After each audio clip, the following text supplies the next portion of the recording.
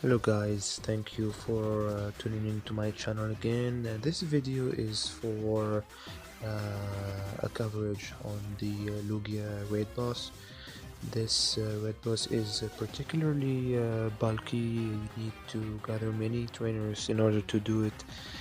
And actually here you can see there is 100% I have had from a trade. You want to have Dragon Tail as a fast move as opposed to extrasensory, and then specifically this is a shiny I got from a trade from a frame. As I said, specifically this raid here, you're gonna have the Aeroblast move as a special move. Now as you can see, here is one of the biggest counters to Lugia, and it's very accessible. Rhyperior with Smackdown and Rock Wrecker. If you don't have the community day Rock Wrecker, feel free to enable the Stone Edge move on it instead. Now speaking of rock moves, now these are the top tier rock types that you want to have for the Lugia raids. Rampardos being number one, and Terrakion, as you can see here, I have 200% there. So Rampardos and then Terrakion with the rock type are great counters. Continuing with the rock types here, you're gonna see that Tyranitar is a fairly good, arguably one of the best counters for the Lugia, either with Smackdown, Stone Edge, Smackdown, Crunch, or Bite. And then Crunch or Stone Age. So I guess many people have Tyranitars as well as Rhyperiors, so there we go. And here we have electric types that can be very useful. Now rock types can be useful more on the partly cloudy weather, whereas these electric types here, as you can see, Zapdos, Raikou with Wild Charge, also Electivire with Wild Charge, Zapdos with Thunderbolt though. All these are great whenever you have the rain, and even without the rain, basically any neutral weather can be great for them. Now Zekrom is one other another great electric type counter to Lugia, but I didn't have a great IV one, so I didn't max out one of them. Magnezone also is a great answer to Lugia. Now speaking of counters, shout out to LeakDuck. LeakDuck.com is a very useful website. Now they do infographics like this one for the counters. You can see it on the left hand side there, and then as we see the video here, we see the ghost types that you may want to use for your raids. You have Mega Gengar as number one. Now we know that's limited in time, but Mega Gengar is the number one ghost type, as well as Giratina. Now these are the ice types.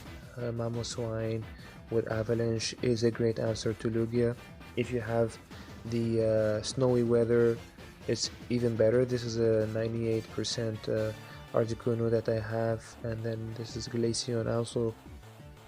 Glaceon can be a great answer to Lugia. Another maybe notable mention here is Weavile with Avalanche. You want to have Snarl as a fast move to generate energy faster, and then there you go. Speaking of dark types, Darkrai can be a good answer also to the Lugia. Now all this to say that you can go ahead and organize your teams like this. You have the rock types, you have the ice types, you have electric types, you have you have dark types. So pretty much this is a very easy way for you to, whenever you lose your 6 Pokemon, you can go back to the lobby and then just swipe to the left, and you're gonna have the next team ready. Or if you just have one team, you can go ahead and do max revive. Now we see in this footage here that a Tyranitar is very frail to the Hydro Pump. Rhyperior is even more fragile to that move, so whenever you face Lugia with Hydro Pump, do dodge some Hydro Pumps. as I do here, you're gonna see in a few seconds that I do dodge hydro pumps here. That allows me to have more energy and allows me to fire those crunches I've been storing without losing much revives or much potions along the way, because it can be very costly, especially if you are maybe 7 trainers, 8 trainers and less. You're gonna have to use those resources. Now whenever you have those teams ready, or yeah, just swiping to the left will have you spare time and spare even resources.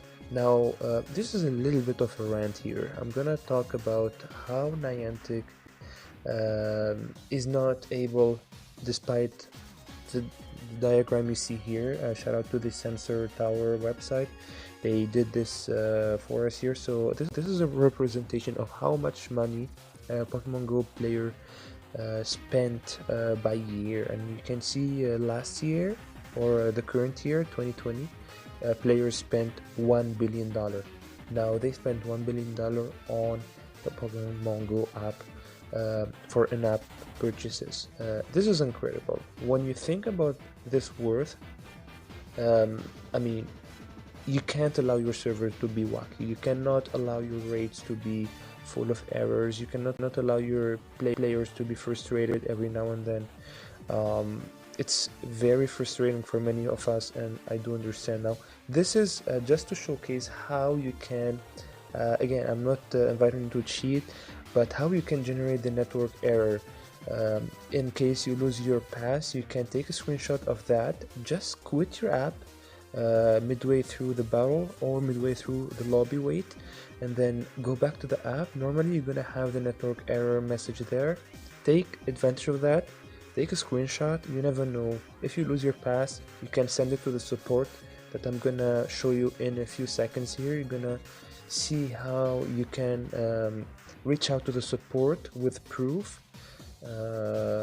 Depending if you didn't have a proof, you can do that screenshot and it can save you a pass. Now this is how you do reach out to the support. You go to your settings. Now you go to get support, you see in the middle there.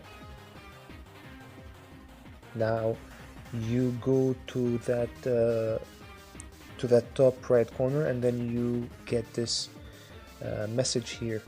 Now you're gonna have to write, try to be as polite as you can. Of course, I know it's a frustrating moment, but try to explain to them what's going on. Try to tell them how you lost the pass. Try not to lie. If you did really lose it, this is what to do.